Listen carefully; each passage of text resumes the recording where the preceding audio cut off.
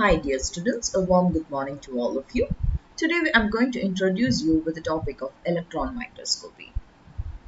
As the term implies, you can see that unlike the normal microscopy, we are using electrons here in the microscopic technique. But why do we have to use electrons and what does it replace? Visible light is being replaced by the use of electrons in an electron microscopy. So the specimen that you take is being exposed to electrons rather than being exposed by visible light in an electron microscopy.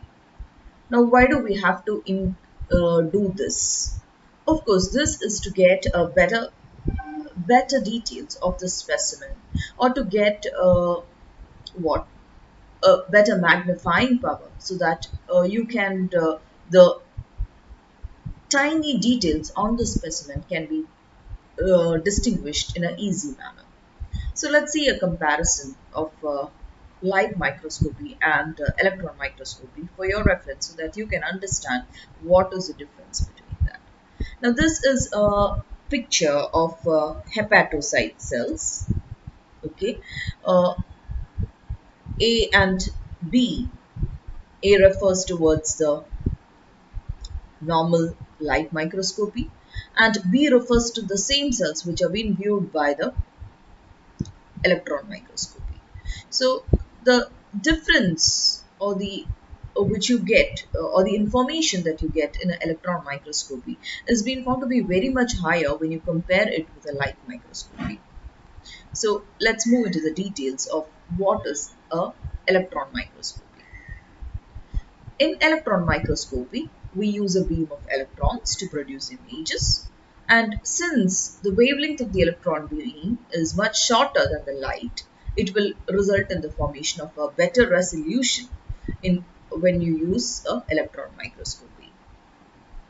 And you can see that particles are of different sizes. So when you use a light microscope, you can see particles of about 100 nanometer. That is up to 100 nanometer, it is okay. But when you are using a electron microscopy, you can again further reduce the what up to atomic level. Okay, you can find out the particles, or you can view the details of particles up to the size of up to the atomic level. So that is the reason why we try to use electron microscopy. Light microscopy, it has a limit of resolution of about zero point 0.2 micrometer, and the internal structures of large microorganisms cannot be effectively studied by using light microscopy.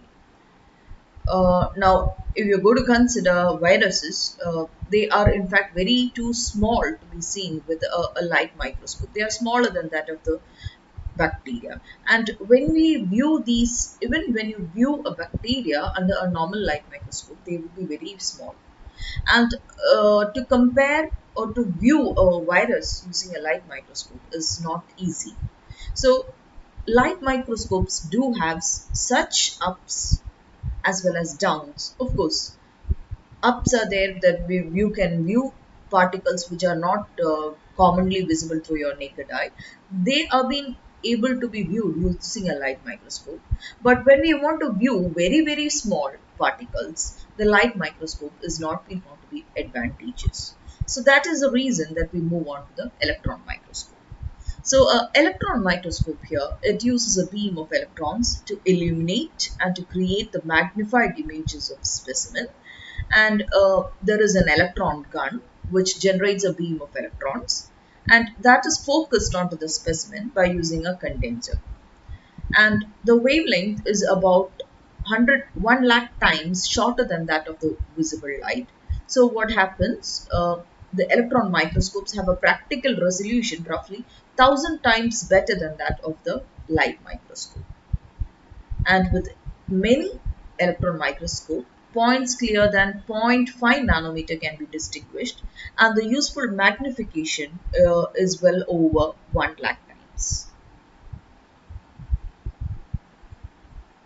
And another thing that which we have to notice is that usually electrons cannot pass through glass lenses, and as a result, In an electron microscope, we use donut-shaped electromagnetic lenses, and they are called the magnetic lenses generally, and they are used to focus the electrons as a beam onto the specimen. And the column containing the lens and the specimen should be maintained under high vacuum in order to get a clear image, because the electrons are deflected by the collisions with the air molecules. And of course, if you are having a normal light microscope, you have light, you have air, everything is being present over there. But in the case of electron microscope, if the presence of air molecules is being present, what will happen? The electrons gets deflected by collisions with the specimen. So you maintain a column with in a very high vacuum condition, and the lenses which you use here are electromagnetic lenses. And if you go to view or specimen, you can see that the specimen will of course scatter some electrons, and sometimes some of them will be passed through the specimen also. Uh, and you get an enlarged image of the specimen on a fluorescent screen. Okay. And a denser region in the specimen scatters more electrons, and that will appear to be darker in the image since fewer electrons strike that area of the screen. And these regions are called the electron dense regions. But if you go to consider the electron transparent regions, or the ones where, what is it? They have a what? When the density is being found to be very less, the electrons will be passing at a very faster rate, and these electrons are ultimately reaching onto a fluorescent screen. So what will happen onto a particular screen, and they will appear to be very much brighter. So the image can be captured and on the photographic film as a permanent record, also on a fluorescent screen. So you might just keep in your mind, you have electromagnetic lenses, you have vacuum, and at the same time, depending upon the thickness of the specimen or the density of the specimen region, the more the electrons, if it becomes more denser, it scatters more electrons, and the other regions where it is less dense, it will be electron transparent, and more electrons will be passed through the specimen on. So this is a comparison that you have. If you have a light here, you have an electron gun. You have glass lenses, you have electromagnetic lenses. These are either the light rays, these are the electron beams. And if you have a specimen, of course your specimen is the same, but the way how they are being stained and all that would be different. You have the objective lens, which is electromagnetic in nature, and the size of magnification is being found to be very much higher. And here you view it using your eye, but since it is the electrons which are coming from the specimen, we directly do not view it using our naked eye. We will keep a viewing screen, a fluorescent, either a photographic film if you need to get a permanent imaging, or another screen is being placed there. So we view it, the image finally, but not with our naked eye. And this is a transmission electron microscope image which is being given here. The specimen holder is here, the electron gun is here, and you have a fluorescent screen over here. So this is a transmission electron microscope which permits the, as a term, you can just use it, transmits the electrons between through the specimen, and you get a projector magnifying a magnified image. A final image is either seen on the fluorescent screen, or you can also take a photographic film here when the screen is lifted aside. Now the basic features which we have for an electron microscope is that a stream of high voltage electrons is formed by the electron source, and the electron source should be a heated tungsten or a field emission filament, and these electrons are accelerated in a vacuum towards a specimen using a positive electric potential. And this stream is confined and focused using metal apertures and magnetic lenses into a thin focused monochromatic beam, and the beam is focused onto the sample using electromagnetic lenses. And interactions do occur inside the irradiated sample, affecting the electron beam, and the electrons here interact, and various effects are detected and transformed into a particular image. And you can see that there are mainly two types of electron microscopes. One is the scanning electron microscope, and the second one is the transmission electron microscope. The main difference between a transmission electron microscope and a scan, or simply speaking, a SEM and a TEM, the difference is that in a transmission electron microscope, the electrons passes through the specimen, as we had mentioned over here. Okay, that is, the electrons move through the specimen and it comes out through the other side, and then it is being collected. But in the case of a SEM, it is not the case. In fact, what happens, it does not pass directly into the specimen or come out on the other side of the specimen, but the electrons scan the surfaces of the specimen, and what happens, in response to that, what happens, some secondary electrons will be emitted from the specimen, and those second electrons which have been emitted by the specimen are collected, and they are being used for the formation of a particular image.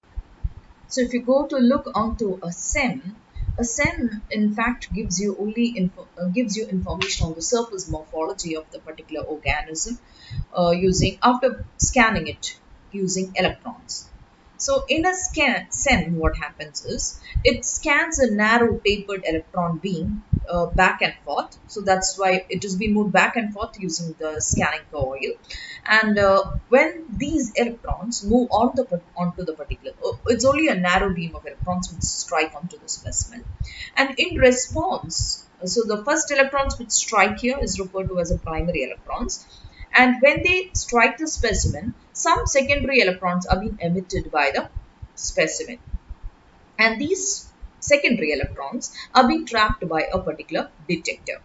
And the detector these electrons which have been entering the detector will in turn strike a scintillator, causing to emit light flashes that a photomultiplier will convert to an electric current and get amplified. So this signal is being in turn is in turn sent to a cathode ray tube, and it produces an image which can be viewed or photographed later. So what you have here is you have a system in which your specimen is being kept.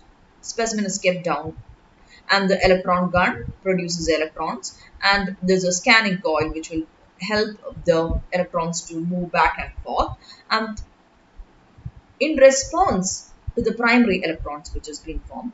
You just remember, the primary electrons are not permitted to go towards the outside. That is, they are not going inside through the specimen and coming through the other side, but instead they are just striking on the specimen. And in response to that, you have some secondary electrons which have been formed, which have been detected and amplified, and you get an image here. Okay, so let me just show you the difference between a TEM and a SEM for your reference. If you have an electron gun, that both of that is common. You have condenser lenses, that is also there. Then you have your specimen. You have specimen is being kept over here, but here the specimen is kept on top, and it is further the objective lens and all that is being kept below the specimen in the case of TEM, because the electrons move through the specimen and then it comes out, and that is being captured by the objective lens and intermediate lens, and finally the projector lens, and the image is being formed in TEM. But in the case of SEM, what happens? You have a specimen which is kept down, the electron beam is coming, the scanning coils are there, and after that it comes and strike onto the specimen. And what happens? It is not moving into, or it is not piercing through the specimen and coming outside, but instead secondary electrons are being generated, and those secondary electrons are being detected by using detectors, and finally you get a what a image in, as I told you, these secondary electrons have been further detected, and you will get an image after it has been these electrons are being what, after they are striking a scintillator and causing the emit light flash, and which is causing to emit light flashes, and you will get an image which can be viewed or photographed. So the main difference between SEM and TEM is when TEM passes through the specimen and creates an image, the SEM only scans through the specimen and creates an image for you. I guess you got an idea about what is SEM and TEM, what is electron microscopy, as well as what is SEM and TEM. And you have, of course, because we are using SEM and TEM, and we since we are exposing them to electrons, we do have some specimen preparations needed for the SEM and TEM. We will be talking about that in the coming sessions. But let me just brief you what are the differences between light microscopy and electron microscopy. Zacharias Janssen was the one who discovered the light microscopy, while Ernst Ruska and Max Knoll are the pioneers involved in the discovery of, in the invention of electron microscopy. The illuminating source is visible light in the case of light microscopy, but in electron microscopy, it is a beam of electrons from a tungsten filament. And we use optical lenses to bend light beam to form the image of the specimen in light microscopy, whereas in electron microscopy, we use electromagnets. And the wavelength of the light used in light microscopy is about 450 to 750 nanometer, but the wavelength of the electron microscopic beam or the electron beam here is zero 0.5 angstrom. So you get a better resolution. And the illuminating light passes through air in case of light microscopy, but it passes through vacuum in an electron microscopy. And the vacuum condition is not required for the working of light microscopy, but it's quite essential in the case of electron microscopy. And all the lenses are made up of glass or quartz in light microscopy, whereas in electron microscopy, we only have electromagnetic lenses. And the specimen is mounted on a glass slide in light microscopy, but the specimen is usually mounted on a metallic grid, usually copper, as in the case of electron microscopy. And the focusing is adjusted. Focusing is by adjusting the lens position mechanically in light microscopy, but in electron microscopy, we mainly focus by adjusting the power of the electric current to the electromagnetic lenses. And the image formation in a light microscopy depends upon the differential absorption of light by different regions of the object. But in SEM, it mainly involves, or in electron microscopy, the scattering of electron beams by different regions of the object due to the heavy metal staining is the one which is responsible for the image formation. And the magnification is changed by changing the objective or the eyepiece lens in light microscopy. But in electron microscopy, the magnification is changed mainly by adjusting the power of electric current to the electromagnetic lenses. And the magnification in light microscopy is less, possible up to 2500 times. But here you have around 5 lakh times you can increase the magnification. The limit of resolution in light microscopy is 200 nanometer approximately, whereas in electron microscopy it is 0.1 nanometer. And the fixed or unfixed, unstained living or non-living specimens can be viewed by light microscopy, but in the case of electron microscopy, only fixed, stained and non-living specimens can be viewed. And the preparatory steps are relatively simple for light microscopy, and it take only few minutes to an hour. But in the case of electron microscopy, you need a tedious specimen processing steps which have been involved, and it will take about few days to complete. And the image observed in light microscopy can be viewed using a naked eye, but the image cannot be observed with naked eyes in the case of electron microscopy, because that is harmful to our human eye. So we use either fluorescent screens or photographic plates to view the images which have been formed by electron microscopy. And the color imparting dyes are usually used in light microscopy, but in electron microscopy we use heavy metals as stains, and they deflect the electron rays to produce a particular image. And the natural color of the specimen can be visualized in the case of light microscopy, but the natural color of the specimen cannot be viewed by light microscopy. And living cell imaging is possible, and hence living cellular processes can be visualized in light microscopy, but live cell imaging is not being possible in the case of electron microscopy. And color photography is possible, but is absent in the case of light microscopy, in electron microscopy. I guess you can understand the difference when I talk. And the size of the instrument is comparatively smaller in the case of light microscopy, but it has been found to be larger in the case of electron microscopy. And the price is much cheaper when you consider the light microscope to a electron microscope. So these are the differences between a light microscope and an electron microscope. And we also mentioned the differences of two types of electron microscope, the SEM and TEM respectively.